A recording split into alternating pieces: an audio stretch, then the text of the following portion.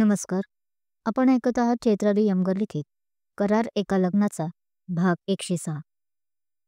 काका, मगाशी तुम्ही विचारत होता ना की तिच्या व तिच्या स्वप्नांचं काय? तो रणवीरकडे की तिच्या व तुमच्या स्वप्नांचं काय? तो रणवीरकडे आला आणि त्याचा हात हातात घेऊन म्हणाला, आता ते स्वप्न फक्त तुमचंच नाही तर माझंही झालं आहे. मी तुम्हाला वचन देतो, मी तिच्या स्वप्नात आपल्या प्रेमाची आडकाठी कधीच आणणार नाही.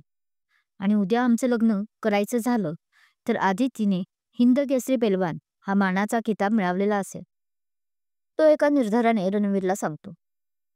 हो, माझा विश्वास आहे बेटा तुझ्यावर आणि तिच्या स्वप्नांवर. आजची हार नक्कीच उद्याची तिच्यासाठी एक नवीन पर्व घेऊन येणारी असेल. रणवीरही त्याच्या हातावर आपला हात थोपटत बोलतो.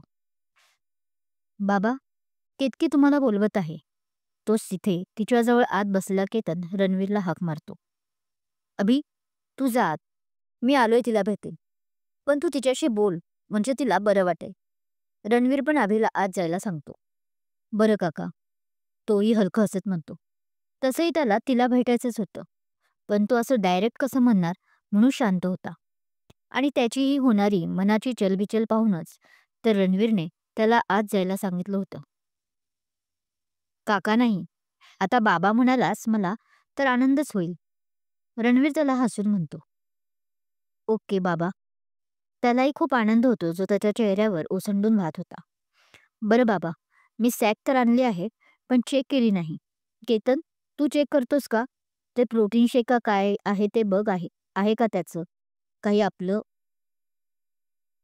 ते प्रोटीन शेक का काय आहे ते बघ, आहे का त्याचं काही, म्हणजे आपल्याला डॉक्टर अंकलला द्यायला. त्याने आपल्या हातातील बॅग त्याला देत म्हटलं.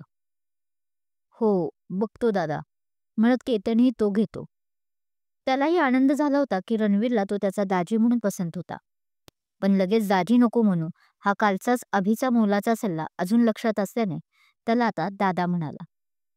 बरं, मी येतो बाबा. अभि आत जाण्यासाठी परमिशन घेत बोलतो तसं रणवीरही हसून त्याला जा म्हणून सांगतो. तसं अभि घाईत तिच्या रूममध्ये जातो. तसं काही सिरियस नसल्याने बेडवरती निवांत पडली होती. फक्त अंगावर तिच्या हॉस्पिटलचा नेहमीचा गणवेश होता आणि चेहऱ्यावर थकवा थोडाफार जाणवत होता. तो जेन्युइन होता. केतू, तो तिच्या बेडजवळ येताच हळूच हाक मारतो, कारण तिने डोळे बंद केल्याने ती झोपली आहे की जागी ते त्याला कळत नव्हतं. अभि, तसं त्याच्या आवाजाने तिने पटकन डोळे उघडले आणि समोर त्याला पाहून तिच्या जीवात जीव आल्यासारखं त्याला वाटलं. जणू ती त्याचीच वाट पाहत असावी. अभि, कुस्तीचं काय झालं? मी हारले ना? तिने पुढे हळूहळू विचारले. पण ना त्याने हो बोललं ना नाही, कारण सध्या काय उत्तर द्यावं हे कळत नव्हतं. तसंच ती कितपत आपली हार स्वीकारेल हेही कळत नव्हतं, म्हणून तो शांत होता. फक्त हुंकार भरून त्याने तिचं उत्तर दिलं. ओ. पण तिला कळतं त्या त्याच्या नुसत्या हुंकारानेच की आपण हरलो आहोत. हो, पण तू या गोष्टीचा आतापासूनच लोड घेऊ नकोस. सध्या तू आरामच कर, मग बघू काही. तो तिला चिल करण्यासाठी म्हणतो. तशी ती मान हलवते. आणि काय ग, सकाळी तुला खाऊन चल म्हणत होतो तर का नाही खाल्लं? बघ, त्यामुळे कसं इथे येऊन तुला बेचव अन्न खावं लागलं. तोच पुढे टेबलवर असलेल्या जेवणाच्या ताटाकडे पाहत म्हणाला. फक्त गुंगीचं औषध गेल्याने जास्त हानी नव्हती झाली, त्यामुळे डॉक्टरांनी तिला जेवायला सांगितले होते. अभि बाहेर पडताच तिला जाग आली होती. त्या अर्ध्या एक तासातच तिने जेवण पण उरकले होते. उगा चार भात वरणाचे घास खाल्ले होते. काय करणार, आमचे होणारे पतिदेव आमच्यासाठी स्पेशल काही आणतच नाही ना. ती पण त्याला रिलॅक्स होण्यासाठी म्हणते, कारण तिलाही समजत होतं की आपल्यामुळे तोही चांगलाच पॅनिक झाला आहे. अरे वा, आज डायरेक्ट पतिदेव वगैरे, फारच घाई झाली वाटतं आपल्या लग्नाची. तो हसून म्हणतो. हो, आता तुला नाही घाई तर मला करावीच लागेल ना. ती पण त्याला टोला मारते. अच्छा, असं आहे का? पण मॅडम, अजून आपल्या दोघांचं शिक्षण व्हायचं आहे. मला तरी पुढच्या 2-3 महिन्यात डिग्री मिळेल. पण आपलं काय? आपलं आत्ताशी कुठे पहिलं वर्ष आहे आणि मलाही आधी सेटल व्हायचं आहे. मगच आपण आपल्या लग्नाचा विचार करू शकतो. पण त्याआधी आपलं एकच स्वप्न, तू हिंदी केसरी पैलवान बनण्याचं. तो हसत सगळं तो सगळं हसत खेळत बोलत होता, पण मनात अनेक प्रश्न होते. ते तिला कसं विचारावं हे त्याला कळत नव्हतं. "हो ना रे, 3-4 वर्ष अजून आपल्याला लग्न नाही करता येणार," तिने दुःखी स्वरात म्हटलं. "पण हे आता नवीन काय? म्हणजे एकदम माझं स्वप्न तुझं स्वप्न कधीपासून झालं?" तिने हसून म्हटलं. "काय मग? आमचा पेशंट काय म्हणतोय?" तोच तिथे डॉक्टर आले आणि तिला हसून म्हणाले, तसा ह्याने सुस्कारा सोडला. कारण आता त्याला खरं सांगावं लागलं असतं की रणवीरला त्यांच्याबद्दल सगळं माहीत आहे म्हणून. "मजेत डॉक्टर अंकल. आता तुम्ही सांगा, घरी कधी पाठवणार मला?" ती हसून म्हणते. "का? इतक्यात हॉस्पिटलला बोर पण झालं वाटतं." ते हसून तिची नाडी चेक करत म्हणतात. "तसं नाही डॉक्टर अंकल. पण कॉलेज, परीक्षा, लोड आहे ना. आणि आता ठणठणीत बरी आहे म्हटल्यावर इथे थांबून काय होणार आहे?" तीही हसून सांगते. बरोबर आहे." ते तिला थम्सअप करत म्हणतात. "बरं अभि, तू जरा माझ्या केबिनमध्ये ये. तिला आपण आत्ताच डिस्चार्ज करतोय. आता सर्व व्यवस्थित आहे, घाबरण्यासारखं काही नाही. पण तरी बेटा टेक केअर. आणि हो, मला कळालं आहे तू आज कुस्ती खेळलीस म्हणून. खरंच, तुझं खूप कौतुक आहे. या क्षेत्रात जास्त मुली जात नाही. पण तू मात्र आपल्या बाबाचा वारसा चालवतीये, हे पाहून आनंद वाटला. लवकरच तू त्याच्या पावलावर पाऊल टाकतीयस, हिंद केसरी पैलवान होऊन." डॉक्टर तिला हसून म्हणतात व परत अभिला केबिनमध्ये ये म्हणून सांगतात. तसं तोही डोळ्यांनीच येतो म्हणून सांगतो. "तू जा, मी माझं आवरून घेते. बाबालाही सांग जाताना काळजी करू नका म्हणून." डॉक्टर जाताच ती अभिला म्हणाली तसं अभि हसून आलोच म्हणत गेलाही. तीही मग तो हॉस्पिटलचा ड्रेस चेंज करायला वॉशरूममध्ये जाते. तोही रणवीरला घेऊन डॉक्टरकडे जातो. "रणवीर आणि अभि, मगाशीच मला केतनने ते प्रोटीन शेक आणून दिला आहे. मी आमच्या लॅबला पाठवलं आहे. आपल्याला एक 10 मिनिटात कळेलही की हे औषध सौम्य होतं की कसं. सौम्य असेल तर घाबरण्याचं काहीच कारण नाही. तसंही आपण जी तिला औषधे दिली त्यामुळे त्रास तिला आता कसलाही नाही. पण एक आहे की हे औषध देण्याचं त्या व्यक्तीचं काय प्रयोजन होतं. त्यांनी फक्त हिलाच दिलं की अजून कुणाला हे सर्व शोध घ्यावा लागेल आणि त्यासाठी तक्रार करावीच लागेल. बघा म्हणजे हा तुमचा सर्वस्वी प्रश्न आहे. मी आपलं सजेशन देण्याचं काम करत आहे." त्यांनी आपली बाजू हे दोघे केबिनमध्ये येताच मांडले. "हं, मला तुमचं म्हणणं पटतंय डॉक्टर अंकल. आणि खरं काय आहे हे कळायला तर पाहिजे. सो पोलीस तक्रार गरजेची आहे. तुम्हाला काय वाटतं रणवीर बाबा?" अभि रणवीरला म्हणाला. तसंच डॉक्टर त्या दोघांकडे चमकून पाहायला लागले. "होणारा माझा जावई आहे म्हणून बाबा म्हणाला. तू लगेच असा पाहू नकोस." तसं रणवीर डॉक्टरला म्हणाले. "आणि मीही तुम्हा दोघांशी पूर्णपणे सहमत आहे." तो पुढे म्हणाला. "बाबा, अभि, मी सुद्धा सहमत आहे तुमच्या मताशी. मलाही जाणून घ्यायचं आहे की माझी कुणाशीही दुश्मनी नसतानाही त्या कॉलेजमध्ये कोणी मला असं गुंगीचं औषध दिलं." तोच तिथे केबिनमध्ये येत केतू बोलते आणि तिला तिथे पाहून हे तिघे एकमेकांकडे आळीपाळीने पाहायला लागतात. "केतू, तू माझ्यावर रागवली आहेस काय?" अभि तिच्या शेजारी बसत ड्रायव्हिंग सीटवर बसत बोलला. ते दोघेच पोलीस केस करायला चालले होते. रणवीर व केतन परत हॉटेलवर माघारी गेले होते. "तुला असं का वाटतंय की मी तुझ्यावर रागवले आहे म्हणून?" तिने त्याच्यावरच नजर रोखत विचारले. "तू असं काही केलं आहेस का की ज्यामुळे मी रागवेल तुझ्यावर?" "म्हणजे हो, नाही." त्याला आता काय बोलावं कळत नव्हतं. तो कार चालवता चालवता मानही आपली वर खाली करत होता. "काय हो नाही लावला आहे अभि? तुला माझ्या प्रश्नाने असं का संभ्रमात टाकल्यासारखं झालं आहे?" तिने अजूनही नजर त्याच्यावर रोखली होती. "संभ्रमात नाही, पण केतू टेन्शन आलंय." तो आता चेहऱ्यावरचा घाम एका हाताने पुसत म्हणाला.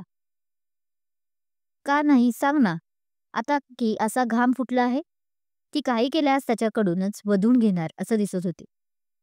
"सॉरी, ते मी रणवीर बाबांना आपल्याबद्दल सर्व सांगितलं. त्यांनी ओळखले असल्याने." तोही तोंड बारीक करत म्हणाला. "रणवीर बाबा?" तिने तर आता डोळेच मोठे केले. "म्हणजे?" तिला आता धक्का बसला होता.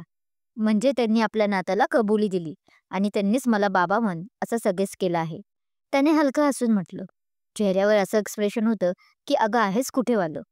आनंदाचे भाव चेहऱ्यावर उमटले होते त्याच्या. "Oh my God." तिने तोंडावर हात ठेवून खुशीत म्हटलं.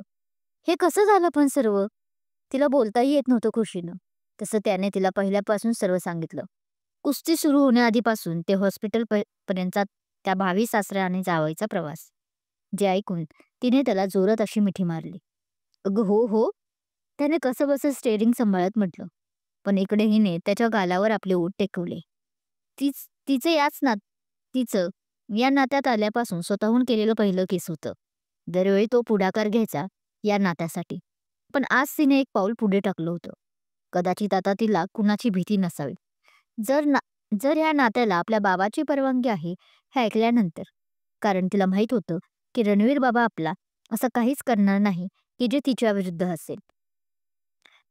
जर आणि घरात अभि कुणालाही आवडला नाही उद्या जाऊन, तरीही तिचा बाबा, तिचा पहिला हिरो, काहीही झालं तरी आपलं लग्न अभिशीच लावणार, ही काळ्या दगडावरची रेघ होती. तिचं सर्व टेन्शन गायब करून टाकलं होतं अभिने रणवीरला सांगून. "काय ग, काय शोधतीये?" ती अचानक आपल्या बॅगमध्ये काहीतरी शोधायला लागली. तसं त्याने उत्सुकता दाखवत विचारले. "अरे, इतनी बड़ी खुशी की बात हुई है, तो कुछ तो मीठा होना चाहिए ना?" तिने हसून म्हटलं आणि बॅगमधली मोठी कॅडबरी डेअरी मिल्क काढून त्यातला एक तुकडा त्याला चारला. व नंतर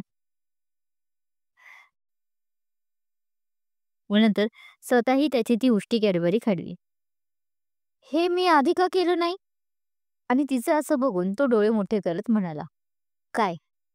त्याचं बोलणं न कळाल्याने तिने भुवया जुळवून म्हटलं. "अगं हेच, बाबांना आधीच सांगायला होतं." तो हसून म्हणाला. "म्हणजे?" "नीट सरळ बोल ना." तिने गोंधळून जात म्हटलं. "अगं म्हणजे?" तो आता कार आपली थांबवत तिला आपल्याकडे ओढून तिच्या गळ्यात एक हात टाकत म्हणाला. "हा आजचा सुवर्ण दिवस माझ्या आयुष्यात आधीच आला असता ना. असं तुझं बेधडक मला किस करणं आणि हे चॉकलेट मला चक्क तू हाताने न तोडू देता भरवणं आणि ते स्वतःही खाणं, हे सगळं माझ्यासाठी नवीनच आहे. पण खूप आनंदाचे क्षण आहे." त्याने हसून म्हटलं. "हो, कारण आता आपलं काहीही झालं तरी लग्न होणार ह्याची मला आज खात्री झाली ना म्हणून. बाबाला तू पसंत आहेस म्हणजे घरात सगळ्यांना पसंतीस तू पडला आहे. तसंही राजश्री काकी आणि आईला तर तू केव्हाच पसंत पडला आहेस. आईने तर एकदा अप्रत्यक्षरित्या मला विचारलंही होतं एकदा. पण मीच तेव्हा उडवाउडीचं उत्तर दिलं होतं." तिने त्याला सर्व सांगितले. "ओ, म्हणजे हा कराडचा जावई त्यांना पसंत आहे तर?" नसलेली कॉलर तो उडवत म्हणाला. "हो, केव्हाच. बस आता ही पाडेगावची मुलगी तुझ्या घरच्यांनाही सून म्हणून पस पसंतीस उतरू दे रे वीरदेवाच्या म्हस्कोबा." तिनं थोडं घाबरूनच देवाला नमस्कार करत म्हटलं. "माझ्या घरी तर तू कधीच पसंत आहेस बालिके. आजी आणि आकांक्षाला तर सगळंच माहीत आहे." त्याने हसून तिचे गाल ओढत म्हटलं. "आणि तुझे मॉम डॅड त्यांनाही मी पसंत पडेल का रे?" तिनं थोडं काळजीनं विचारलं. तिच्यासमोर आता देशमुख सरांचा तो चेहरा आठवणीत आला जेव्हा ती चक्कर येऊन पडली होती. शिवाय त्याचबरोबर वचनही की ते जिंकले तर ते तिला काहीतरी गमवावे लागणार हे आता लक्षात आल्याने ती जरा नाराज झाली होती. "हे बघ, आपल्या चांगल्या प्रसंगी तू कुणाची नावे घेऊन उगीच त्या आनंदात विरझण टाकायचं काम करू नकोस. आज मी तुला शेवटचं सांगतोय. माझ्या घराकडून आपल्या लग्नासाठी विरोध नाही आणि ज्यांचा असेल ते आपले कुटुंब नाही." तो थोडासा रागात बोलून बाहेर पडला गाडीच्या. कसं सांगू याला की माझं आणि देशमुख काकांचंही बोलणं झालं आहे आणि त्यांनी माझ्याकडून शब्द घेतला आहे. इथं नुसतं नाव घेतलं तरी सुद्धा हा इतकी चिडचिड करतोय. ह्याला जर कळालं ना तर. ती तशीच विचार करत गाडीत थांबली होती. "चलायचं का?" तोच खिडकी तिची नॉक झाली. तो तिला विचारत होता तसं तिने पाहिलं तर तो परत त्याच्या चेहऱ्यावरील मगाचचा राग जाऊन स्माईल आली होती. तिने मनातल्या मनात देवाला धन्यवाद म्हटलं आणि तीही बाहेर पडली. "अरे इकडे कुठे? आपण तर पोलीस स्टेशन." ती पुढे बोलण्याच्या आतच त्याने समोर खुणावले तर दोघे तिथेच आले होते. तसं ती हसून त्याच्याबरोबर चालायला लागली. "आय नो, तुझ्यात आणि मिस्टर देशमुखमध्ये आज नक्कीच असं काहीतरी झालं आहे. चक्कर येताना तुझी ती त्यांच्यावर पडलेली नजर बरंच काही सांगून गेली. मला ते जाणून घ्यायचं तर आहेच. पण आता आपल्या दोघांसाठी महत्वाचं आहे की कोण तुझ्या जीवावर उठलं आहे ते पाहायची. माझा संशय खरा आहे की नाही ते मला आता चेक करायचं आहे. आणि यातही परत मिस्टर देशमुख यांचा हात असेल तर मात्र यावेळी मी त्यांना सोडणार नाही." तो तिच्या मागेच उभा राहून खिशात हात घालून स्वतःशी बोलत होता. "अरे चल ना लवकर." मेन चौकीचे दार येताच तिच्या लक्षात आलं की तो मागेच राहिला तसं तिने वळून त्याला हाक मारली. "हो, आलोच." म्हणून तोही मग पळत आला. त्यांनी मग मॉडर्न कॉलेज विरोधात तक्रार केली आणि पुरावे म्हणून डॉक्टरांचे रिपोर्ट्सही तिचे. तर प्रोटीन शेकचा तेवढा मेन पुरावा राहिला होता तो खुद्द डॉक्टर पोलिसांना देणार होते. डॉक्टरांनी चौकीमधल्या एका प्रामाणिक पोलिसाला भेटायला त्यांना सांगितलं होतं. खूप मदत करत होते ते त्यांची. पुण्याचे शिवाजीनगरमधले पोलीस ही तत्पर होते. त्यांनीही लगेच तक्रार नोंदवून आपली कारवाई सुरू केली.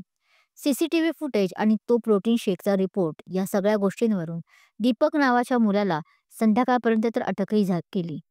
त्यानेच आपणच तिला प्रोटीन शेक दिल्याचं कबूल केलं खरं, पण तो मानायला तयारच नव्हता की त्याने यात काही मिसळलं आहे. बराच वेळ त्याची चौकशी झाली, पण हाती काहीच निष्पन्न झालं नाही. त्यामुळे त्याला संध्याकाळी सोडून द्यावं लागलं.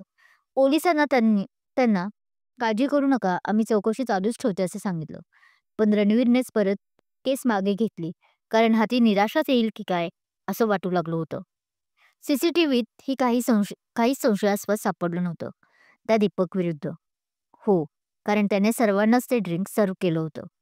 कदाचित त्या प्रोटीन शेकमध्येच भेसळ असेल असा विचार-विनिमय करूनच रणवीरने त्या दोघांना केस माघार घ्यायला लावली. पण तरीही केतू व अभिचं मन काही मानत नव्हतं. नक्कीच यामागे कोणीतरी मोठ्यांचा हात आहे असंच आता वाटू लागलं होतं. "मिस्टर देशमुख? अभि? देशमुख काका?" दोघी एकाच वेळी मनात बोलले. काय वाटते? यामागे खरंच यावेळी मिस्टर देशमुख यांचा हात होता की आणखीन कुणाचा? एनकेचा प्लॅन होता हे जर त्यांना कळाले तर एनके विरुद्ध अभि कसा वागेल हे सर्व जाणून घेण्यासाठी ऐकत राहा करार एका लग्नाचा. कथा आवडत असल्यास लाईक करा, कमेंट करा, शेअर करा. आणि हो, अजूनही चॅनल माझा सबस्क्राईब केला नसेल तर सबस्क्राईब जरूर करा. थँक्यू.